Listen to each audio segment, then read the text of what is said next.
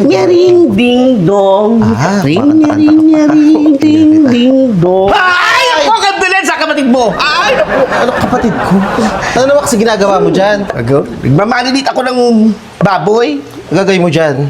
Eh, sabi ni Manang Bernal, luto daw minudo eh. Oh, ako gagawa niyan ha. Alam mo yan, masarap ako minuto. Oo, sige. Oh, ako Sarapan kasi mo excited Pero na ano ba ako. itong mga ganito? Tsaka for sure magugustuhan ni Sir Raul yan at tsaka ni Sir JC, di ba? Bex, ano to? Parang... Hindi ko rin alam eh. Ano yung cool fever? Ang ingay mo! Ay! Ang fever sa noo mo! Ay! Ano naman? Erika, hindi ka matapos! Kanina ko pa yung pinapagawa sa'yo! Ay, pasensya naman ng girl na yung may nakita lang kasi ako. Kala ko cool fever sa noo mo. Bilisan mo dyan! Opo, bibilisan na. Ikaw! Ano ba yan? Bilis ka nun! Opo. Dilis. Manong yan. Init naman ang ulo. Tapal mo nga sa noo niya yan. Yan. Kumukulo-kulo na siya. Lambot na. Malapit na siya maluto. Isra! Oh, Isra! Halika nga dito! Manong biyerno naman nakagawa. Sige, nandiyan na po. Nandiyan na po. Oh, Bex, sumisigaw na naman si Naku, Bex, ikaw nga muna magtuloy ng niluluto ko. Minuto yun ha, yung mga sahog na nandun. Ilagay mo na yun dun. Basta, ilagay mo lang yun dun. Tinatawag ka naman ng biyerno. May papagawa yata. Sige. Ang bango naman. Alin ba dito yung pang minuto?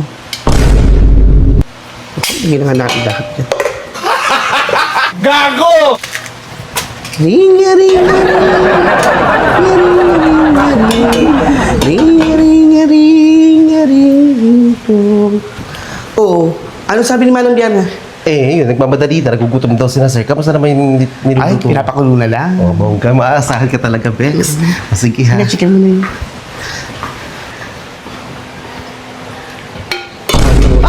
Minuto! Nako, minuto! Ba't ganito minuto? Erika! Bex! Tanga! Problema mo? Ikaw talagang bakla ka. Sabi ko sa'yo, ilagay mo yung sahog ng minuto. Oh, nilagay ko naman ah. Inilagay mo pero nasa... Eto ba? Inilagay mo? Inilagay mo nga, oh. Ayan, oh. Nilagay mo. Tinan mo nga, oh. Inilagay mo nga yung mga sangkap. Bakla ka. Mapagalitan tayo. Tinan mo nga, oh. Pati yung tomato paste, inilagay mo nga. Hindi mo naman tinanggal sa laga yan. Eh, hindi mo naman sinabi buksan eh. Sabi mo ilagay lang. Tataka nga ako, ba't ganito? Erika! Susunod sabihin mo, buksan! So nga.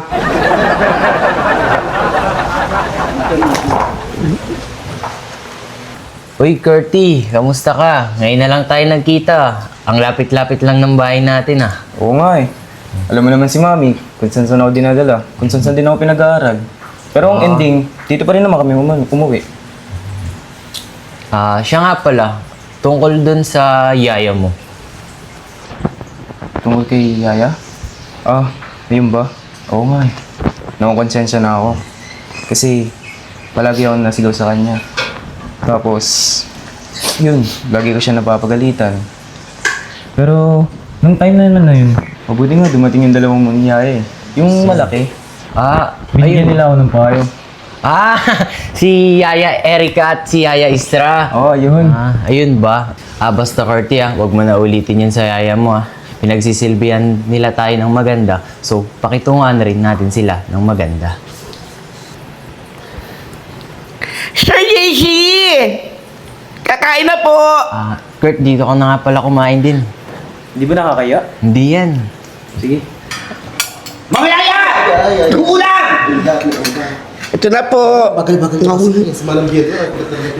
Hi mga sir. Shoutout sa mga kabataan dyan. Maanong ulam. Yung mga sure, ito na po yung ulam, yung pinagmamalaki niya. Bilisan nyo! Ito na po. Tignan ito ng Manong biyerno naman kasi. Ano to? Minudo ba to? Papa, sure. Okay.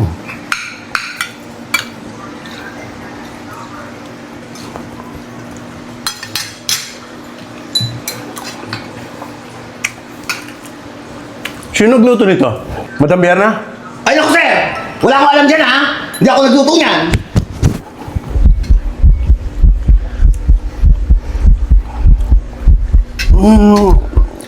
Masarap pa.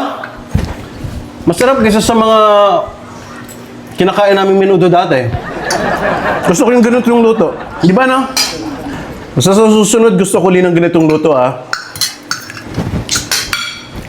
O sige na, kumain na rin kayo. Oh, balik na doon!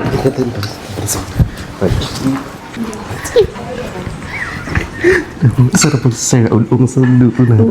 Hindi siya nasarapan kilo kay ma'am. Siguro sa manang biyay na hindi parang magluto na kaya ganun. Hindi siya nasarapan. Kaya di ba? Kaya, pero in fairness, sarap talaga. Likat natin na. Ano yan?